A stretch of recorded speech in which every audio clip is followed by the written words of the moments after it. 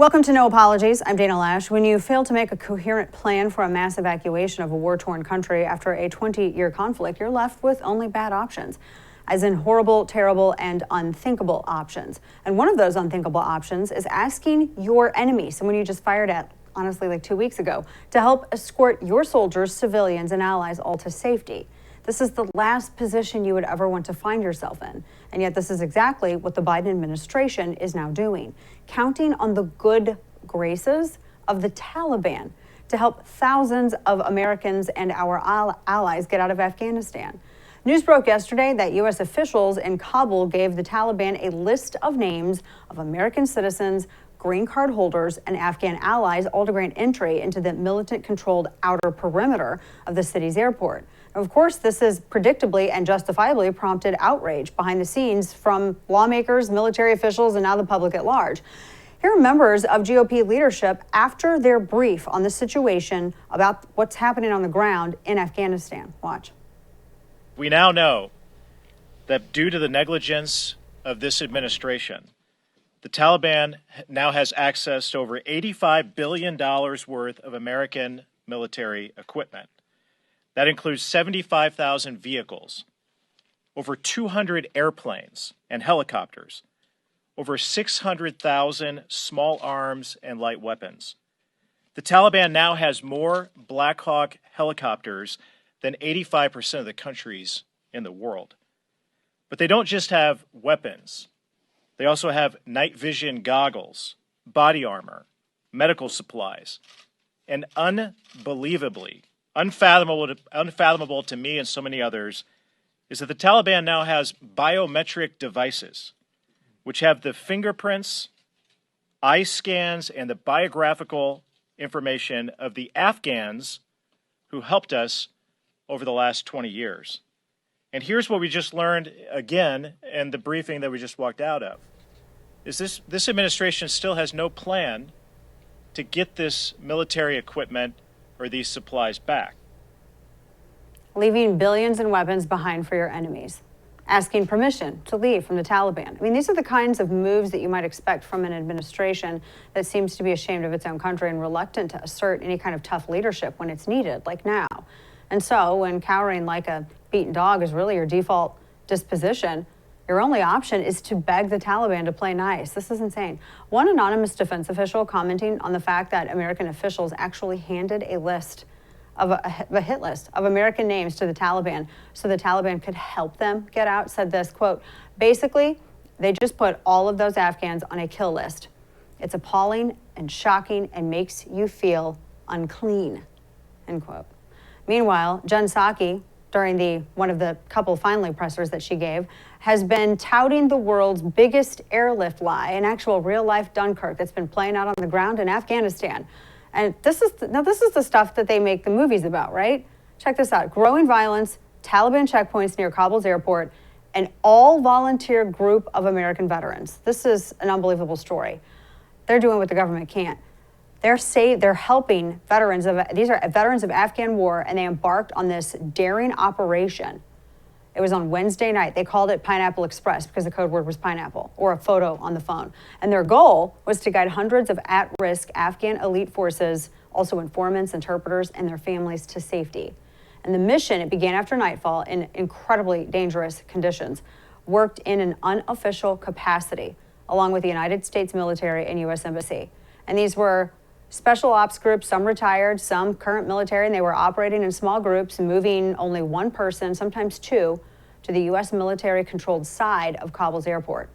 Army Lieutenant Colonel Scott Mann, a retired Green Beret commander who led the private rescue effort, told ABC News that, quote, dozens of high-risk individuals, families with small children, orphans, pregnant women, they were all secretly moved through the streets of Kabul throughout the night and up to just seconds before ISIS detonated a bomb into the huddled mass of Afghans seeking safety and freedom. This Herculean effort couldn't have been done without the unofficial heroes inside the airfield who defied their orders to not help beyond the airport perimeter by wading into sewage canals and pulling in these targeted people who were flashing pineapples on their phones, end quote. That's what they had to do when they would get up to the checkpoint. They would either show a picture of a pineapple on their phone or they would say the word pineapple. And that was so they call it Pineapple Express. So that's how they were able to get these people in. These were Afghans that would have been they would have been publicly executed for assisting American soldiers. That's what heroism looks like. Veterans of this 20-year conflict volunteering to go into harm's way to save Afghan allies, people who kept them alive. The stories, actually, New York Times did a great job with this piece. Now, contrast that with an administration that tucks their tail and deserts allies and then blames the people who are trapped, as this administration has been doing throughout this whole thing. You know, blame the very people that you trapped while asking the Taliban to act like some kind of concierge service. Well, asking the Taliban to play concierge to our trapped Americans and American allies, that led to the death of 169 people, including 13 U.S. servicemen, all thanks to a suicide bomber outside. Good heavens. Turns out helpful Taliban security, they missed that one. In the meantime, as much as the administration would like to keep the president away from the camera, the latest disaster forced them to bring him back out. Look, I have not been, whether it's from my radio microphone or whether it's from here, I have not been one to do the armchair medical analysis, the keyboard psychoanalysis, none of that. But have you seen this president's foggy demeanor? When you think about that old moniker, his nickname, Sleepy Joe, right? When you think about that Trump gave him, it's kind of hard to deny that it fits really well right about now. Look at this. This is crazy. He took a nap. I ask that you join me now in a moment of silence for all those in uniform and out, uniform, military and civilian, who have given the last full measure of devotion.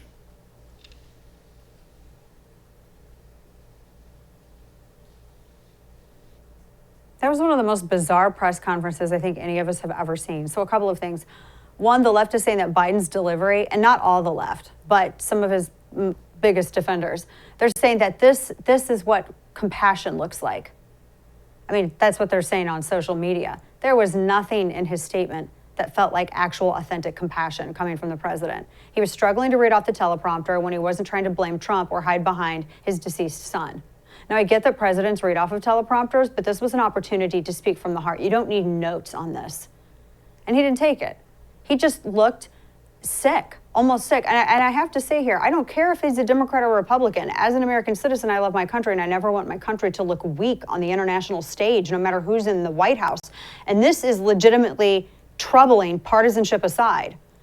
I'm not being mean-spirited. I'm just noting that, I mean, he couldn't even project his voice. He asked America to have this moment of silence, but like I said, it was just weird, and it was like the speech was thrown together, and he plagiarized George W. Bush, and it was like he took a nap. I don't know.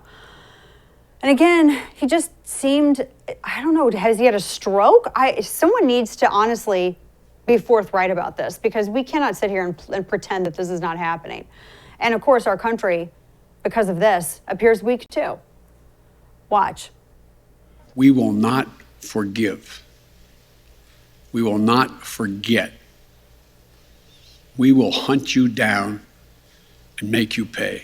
We will respond with force and precision at our time, at the place we choose, in the moment of our choosing. Nobody believes this.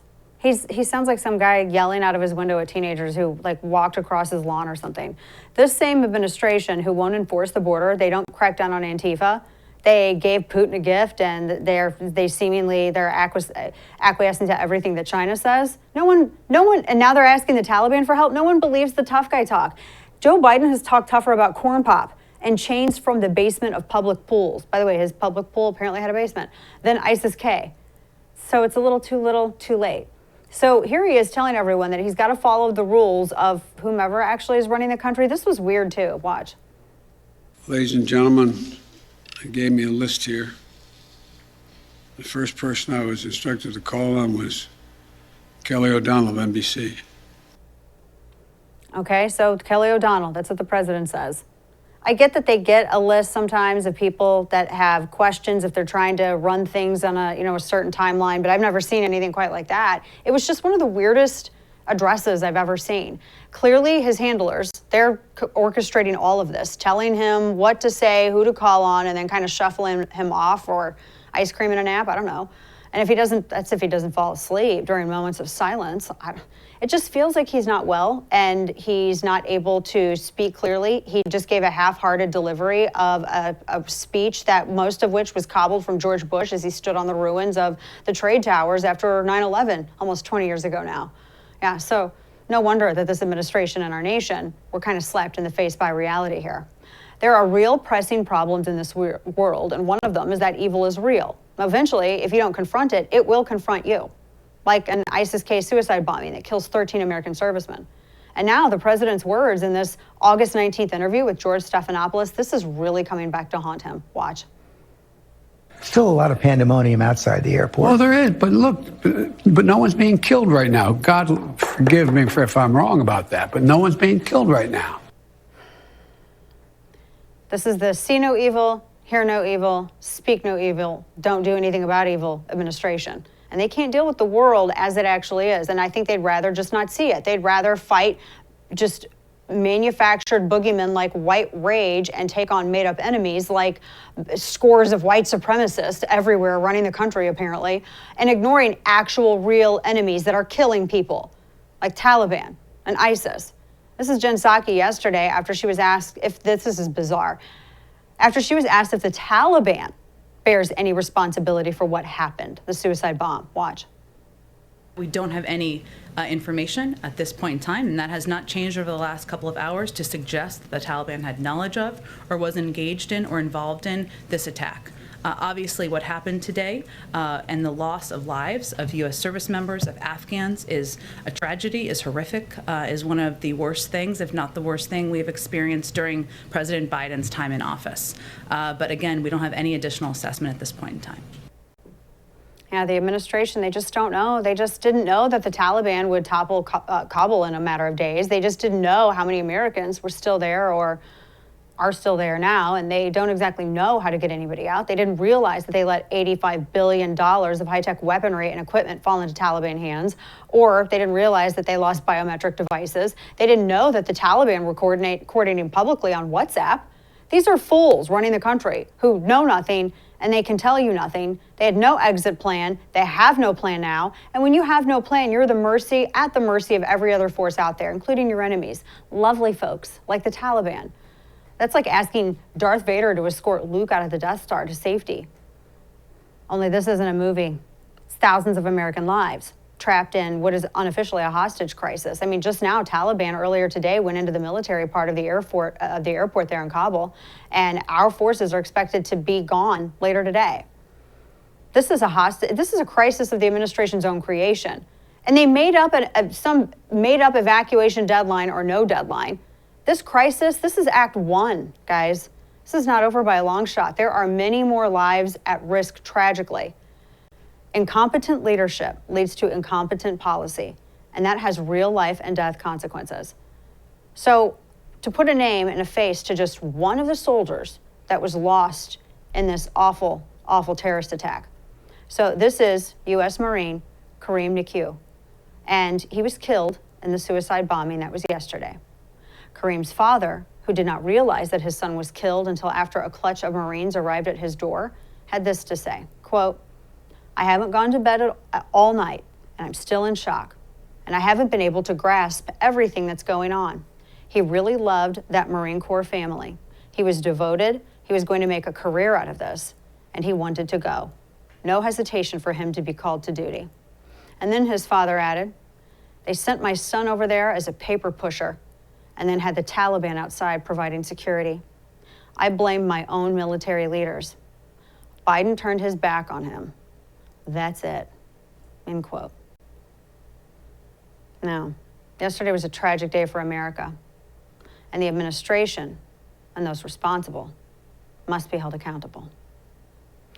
As the insanity continues in Afghanistan, Americans and Afghan allies are essentially hostages. Congressman August Plfuger of Texas. He's himself a military veteran. He was in Air Force for 20 years. He joins us next to discuss it in depth. Keep it here.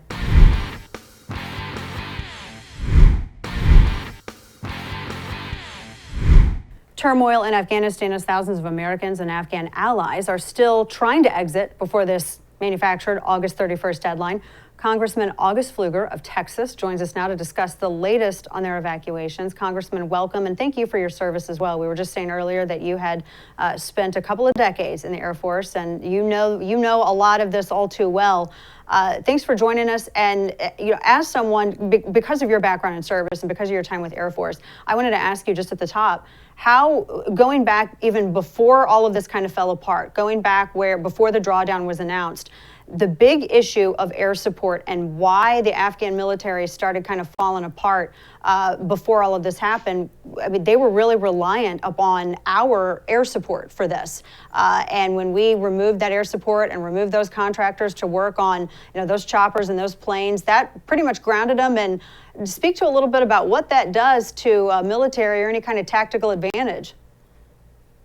Well, Dana, thanks for having me. And you're right on that. Before I answer that, I'd just like to say, to all the families that are dealing with the tragedy, that their loved ones, the service members, the 13 that gave their lives, the ultimate sacrifice yesterday, just know that our prayers are with you. And from a veteran that has lost plenty of friends in the service of this country, it's tragic. And as an airman myself, we understand the power that air power brings, the competitive advantage. And in the case of the Afghan pilots and those that were fighting, alongside Americans for so many years. You're right. There was a huge logistical tail that the American military and American contractors and Western training brought alongside them. And I think there's so many questions for the Defense Department and so many items to debrief on why the collapse happened so fast. But that was the most important part of their competitive advantage to keep their country safe. And it did. It collapsed very quickly.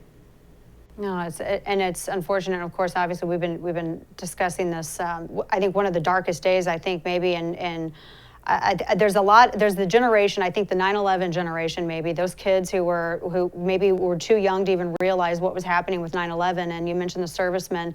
A lot of them, it looked like, came from that generation. One of them, who was named, was only a toddler when those towers fell on 9/11, and still signed up and went and served anyway, very heroically, because knowing what all that entails, what comes with it. The reports that we're hearing from not just those families, but the allies, the informants, the assets that we had on the ground, and this belief that America didn't fulfill its promise and didn't help the people who had been helping our soldiers, who had been protecting them for the past 20 years. Talk a little bit about that, because I know that's affecting a lot of veterans today, actually the past week and a half, really almost 2 weeks now. This is devastating to our reputation. It's devastating to our operations, not just in Afghanistan, but around the world. I served in NATO with the 30 countries, spent 2 years there. We served in Japan for 3 years. I mean, in the Middle East, combat missions in Iraq and Syria with our allies. Look, this is so hard to build those relationships, to build the trust, to become the world leader, the thought leader, the tactical leader, the operational leader.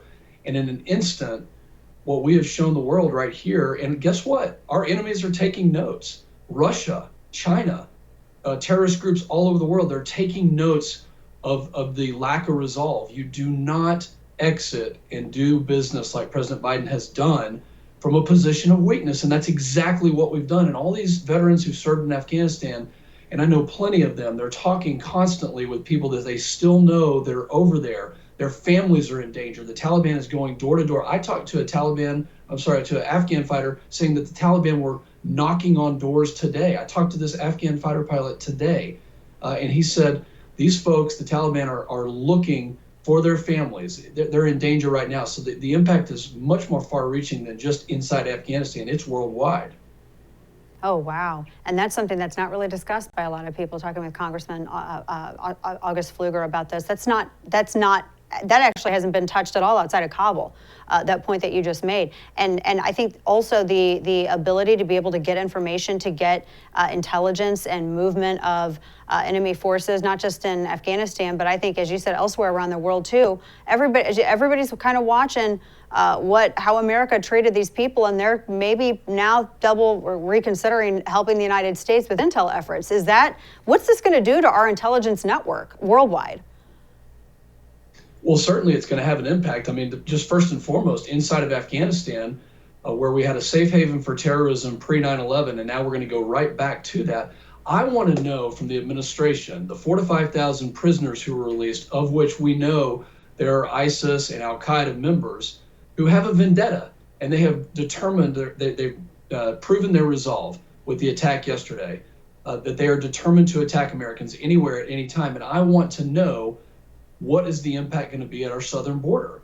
And how is our intel network going to be harmed? You ask a perfect question, because we need the trust of our allies and our partners around the world to help protect against terrorism. We've seen this time and time again in the last 20 years. It's not going to go away. And as somebody who's from a border state, by the way, Dana, I'm very worried about it. We're calling on the administration to release the number of known and suspected terror folks who have entered this country, and it's only going to get worse with what we're seeing right now, and an inability to have eyes on the ground and a real understanding of the landscape there.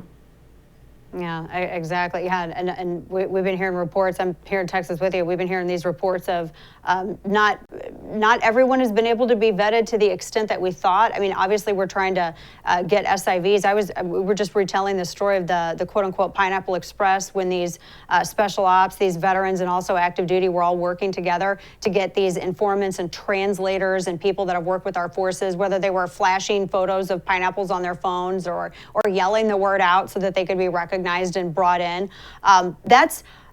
It's amazing how simply that was done to vet people and bring them in. It makes me think, why was this being controlled the way that it was? I think the State Department and the Pentagon weren't talking. How did there get to be such a backlog of this? Yeah, I mean, it really is mind blowing. I mean, I think the first question is, why is the State Department running this operation? I mean, certainly they need to be doing the vetting. We need them to do vetting. By the way, if I haven't mentioned it, let's do some vetting at the southern border. Why don't we? Yeah. But certainly they need to do that. And I'm working with some groups that are very similar to that one, that specifically are looking at the Afghan pilots and their families. And they've got an informal network using WhatsApp, using Google Maps, or whatever technology they have available, and they are literally leading people from here in the United States. They are leading people through the streets of Kabul, around threats, and into safety. So why are they having to do that? Where's the State Department and their planning efforts? I mean, there's so many questions to be asked on this right here, Yeah. and what we're seeing in the failure. Yeah, Congressman, I have to ask you too, how troubling did you find it when we would hear, whether it's General Mark Milley or even Lloyd Austin, when they were trying to give excuses or explanations as to why Bagram was closed, when it was closed, and why? It seemed like what Biden said yesterday in his press conference and what Milley and other military leaders have said, they don't exactly line up. So who's actually calling the shots here? They're not even on the same page publicly.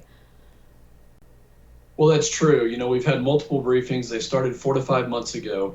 And in our last briefing, before we were called back to Congress this past week, and I want everybody to realize that we were called back for $3.5 trillion, not for the Afghanistan issue, and how disrespectful that is from Speaker Pelosi to call us back.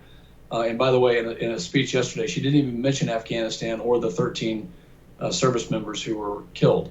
But it's a good question of who's running the show. And I asked Secretary Austin directly, I said, are you going to push back on the Biden administration on this arbitrary deadline and things like closing down Bagram and all these constraints that were placed there? Who is calling the shots? Who is running the show? President Biden said that the buck stops with him. Well, apparently we have more questioning and more accountability that needs to happen, because we need the answers, and the American public deserves transparency on this. Yeah. Congressman, where do we go after this? If we're not, let's just assume that we're able to get everyone out. And if not, I worry about the hostage situation that creates.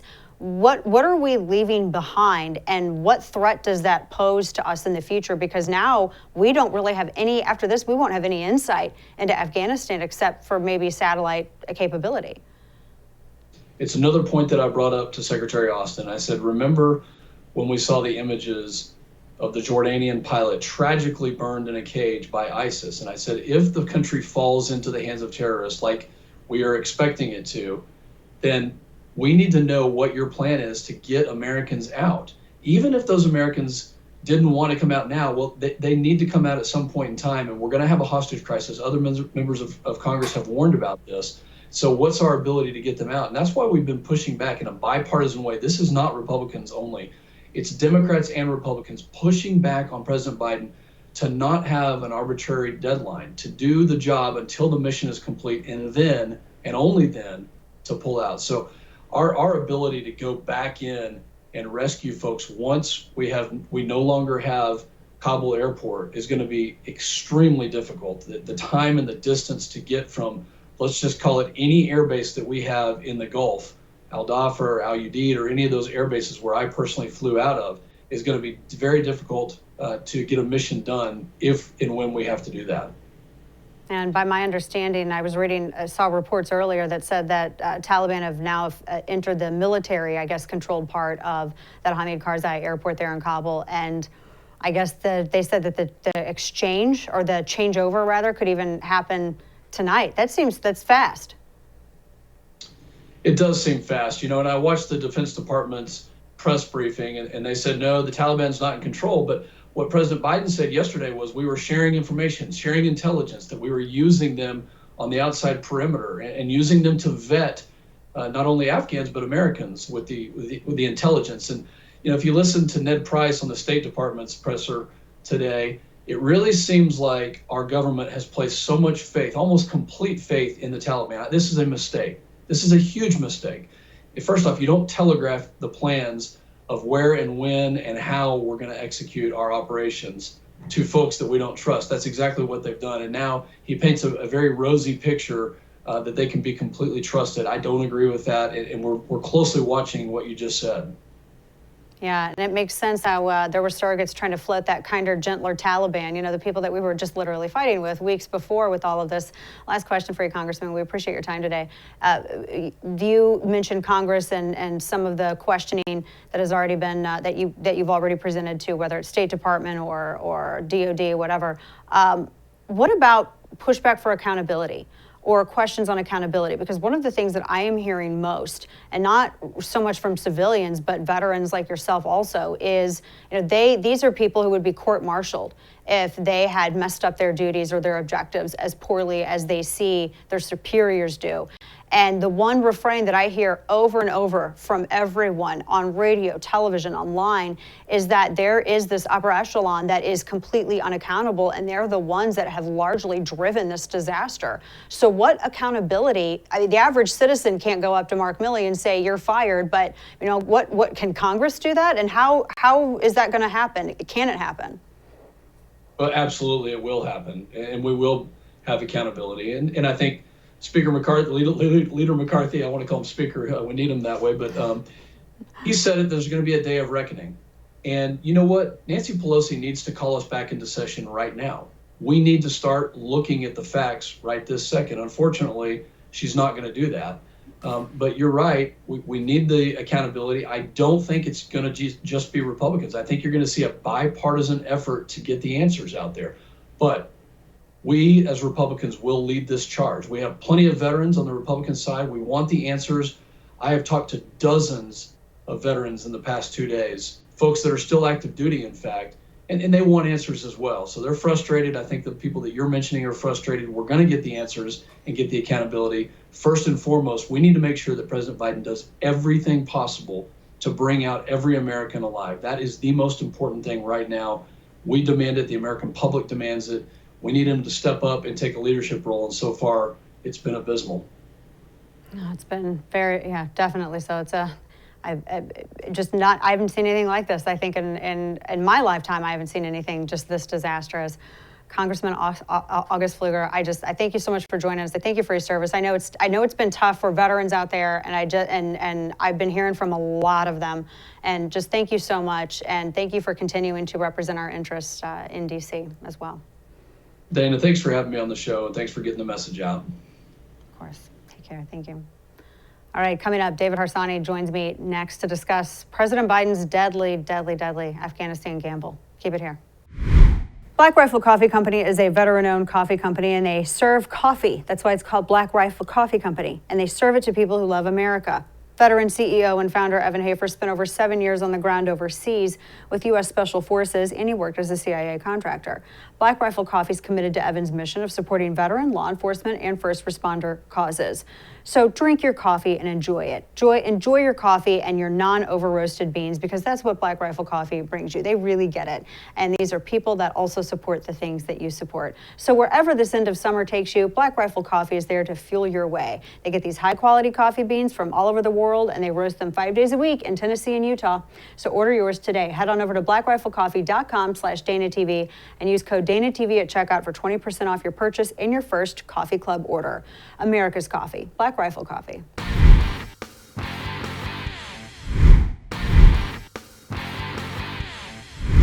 How many ISIS-K prisoners were left at Bagram and are believed to have been released from the prison there, and why weren't they removed before the U.S. pulled out to someplace like Gitmo? Well, I don't know the exact number. Clearly, it's in the thousands when you consider both prisons, because both of them were taken over by the Taliban and emptied. But I couldn't give you a precise figure. That was just a very awkward thing to watch. Pentagon spokesperson John Kirby admitting that thousands of ISIS-K prisoners were released after Biden's withdrawal. I love the word Olympics that he was employing to try to stretch his answer out to somehow act as a substitute for not having anything concrete. David Harsanyi is a senior writer for the National Review. He has a great piece out titled Biden's Deadly Afghanistan Gamble. And he says Biden may have wanted to score a quick political win, but the losses suffered, well, that's another story entirely. He also has a book, David does, coming out this October, titled Euro Trash, at Why America Must Reject the Failed Ideas of a Dying Continent, which is a great title, great subject. David, good to see you. Congrats on the book, and thanks for being here. Thank you. Thanks for having me again. I have to get your reaction to, I guess, first off, the lack of direction. I've never really seen anything like this before in my life. I mean, I wasn't alive when Vietnam happened, so I didn't get to see any of that firsthand. And even looking back historically, I can't believe I'm saying it, but it almost seems in certain respects that there was a little bit more organization, and at least a little, people knew that they were messing up. They didn't know how badly, but at least they knew sort of which way the wind was blowing. With this, we have either Lloyd Austin coming out or Mark Milley, John Kirby, Ned Price. Not some days they say the same thing, some days they don't. Just like, for instance, the whole idea of why Bagram was closed and why it needed to be closed, when it needed to be closed. It didn't seem like Biden and Milley were on the same page with this. We're actually learning, David, more, I think, from foreign press on the ground than we are from our own government, which kudos, I guess, finally for the press figuring out what it's supposed to do. I just wanted to get your reaction to just this, all of this, and the past week and a half.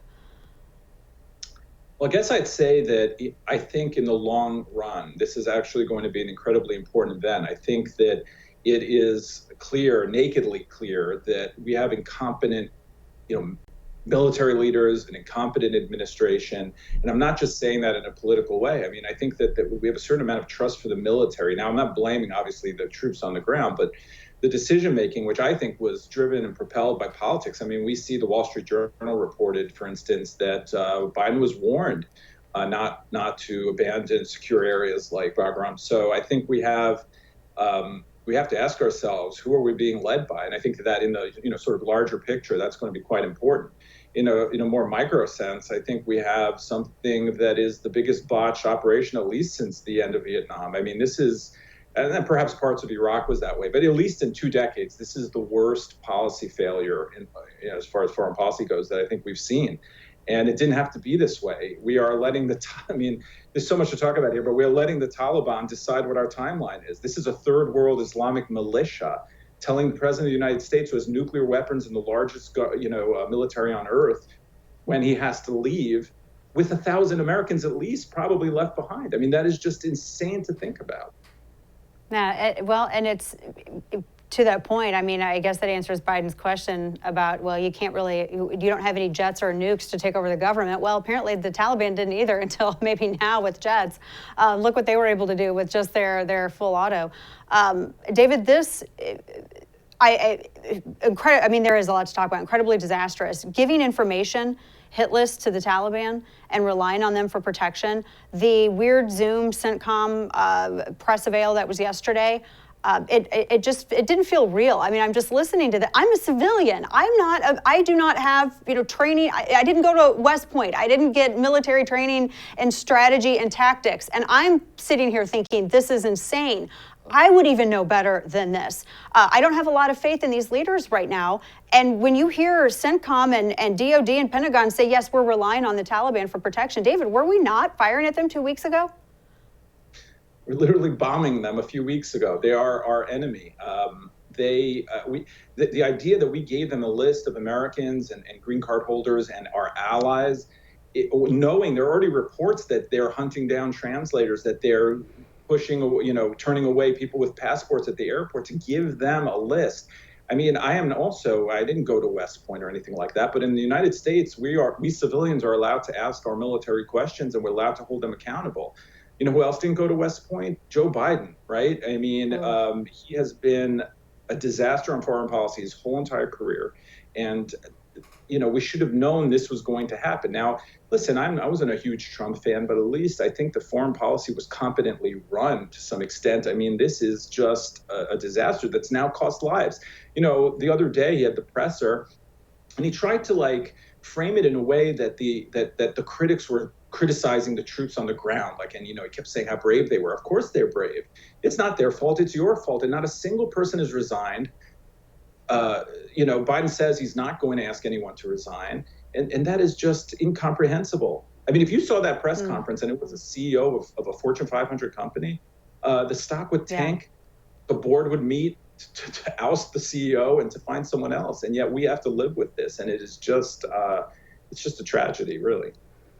Yeah, I think people would rather have the mean tweets back. I mean, even when Trump was threatening, whether it was Kim Jong-un or one of the Ayatollahs over in Iran, I mean, at least there was a line that he was holding. The idea of allowing the Taliban, as you were saying, to set this, why August 31st? I mean, it's there. I get it. They're in killing season. They're not in their opium fields, their poppy fields, getting all this stuff and doing the heroin harvest. They still have time. Why was this August 31st deadline so important?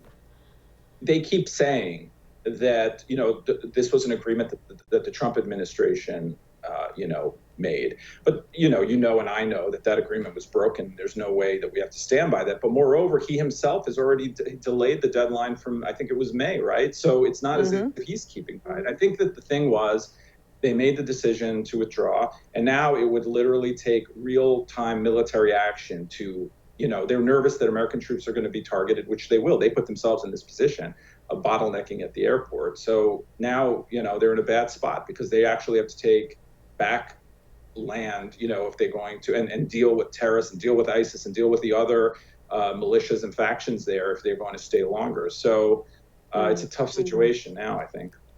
I mean, I know it is. The title of your piece at National Review is Biden's Deadly Afghanistan Gamble. I don't know. I would imagine, obviously, the people who are instructing him, they maybe have a plan, although if they're not all on the same page. But does he know? Did he have an objective, you think, going into this? And what would that even be? Because it's really hard to decipher with his actions. I think he looked at polls and, 75% of Americans, or whatever the polls said, wanted out of Afghanistan. But I think he misjudged that in the sense that those polls say people don't want to be in Afghanistan because they don't want to see troops in harm's way for no reason, right? But what he's done now is he's put them in more harm's way. I'm sure that the Americans who wanted to leave Afghanistan wanted to leave honorably and wanted to leave safely and didn't want to leave a situation like this. Certainly now, what is this, the most deadly day in 2 decades or in a decade, right? So he's made it worse. He's put them in bigger danger. And but I think his calculation was that this would be an easy political. I didn't think he thought the Taliban would move so quickly, even though apparently intelligence reports told him that they would. And I thought that he would leave and people would pat him on the back, as they usually do. But that's not what happened. Last question for you, and we're talking with David Harsanyi, his new book, Euro Trash, which you should get because I love how everyone always wants to pattern the United States off of Europe, but yet Europe, I mean, we see how successful it was for them. David, at some point, we're going to have to, we'll be moving past Afghanistan when when the dust settles. I hate even putting it like this because of what happened was so horrible, and also just yesterday. But I bring this up because it feels like this is Act One, so to speak. It feels like our position is greatly weakened internationally, or at least the perception of it. We have people that don't have an appetite to prosecute the conflicts that they want to get us involved in and limit resource and life lost. So what happens next? I mean, are we looking at China? Are we looking at Russia? Are we looking at just everyone looking to pile on to what is an American moment of weakness by our government? Well, I mean, I think that even in Afghanistan, I mean, if you have 1,000 Americans or whatever the number is left behind, and you start seeing hostage situations or executions, that's going to be horrifying. Horrifying because of the loss of life, horrifying because of our standing in the world and what we did, how we abandoned people there. So that's, first of all, it makes us look weak. And I'm sorry, but yesterday Joe Biden looked like a weak president, the weakest president I've seen in a long time. And I'm not that young. So, I think that puts us in a precarious position. Now, I don't know if China or Iran or Russia start moving into Afghanistan. I'm not sure really what they hope to gain there, frankly. But certainly they're not going to protect build schools for girls or protect freedom. Right. Yeah. Opposite. So it's a bad situation. We won't see. Yeah, we're not going to see anything like that for sure. David Harsanyi, as your book, because I know your book is coming out this fall, we got to have you back to talk about that. You get into a lot of really good stuff in it. So excited for you. Congrats again. The book is Eurotrash. Go get it. David Harsanyi, National Review. Thank you, David. Thank you. Coming up, folks, you will not believe we had a lot of people in the press and some of our leftist pundits, what they were focused on yesterday. So while we were losing lives, we'll share you the headlines they were making. We'll break it down next. Keep it here.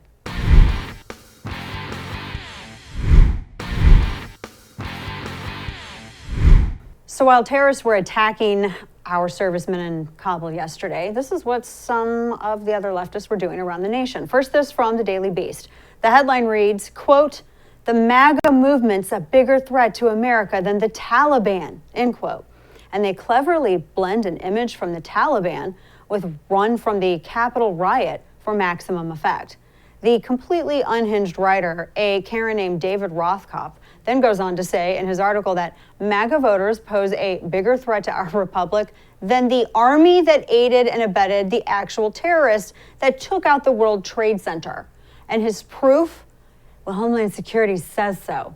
Now, I'm betting that if his MAGA neighbor invited him over for a beer versus going and seeing the Taliban, that he would probably go over and have a beer with his red hat wearing neighbor.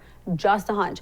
But this delusional Karen this is just irresponsible and reckless. He goes on to say that the Capitol riot was a coup attempt, which is one of the dumbest things I've ever read in my life. Apparently, this guy missed the memo from the FBI that said, actually, it wasn't a coup and it wasn't an insurrection and no one was even armed. And it was not even actually really organized at all. It was just some people broke away and had a stupid riot, like everybody knows, except for one very confused Karen named David Rothkopf.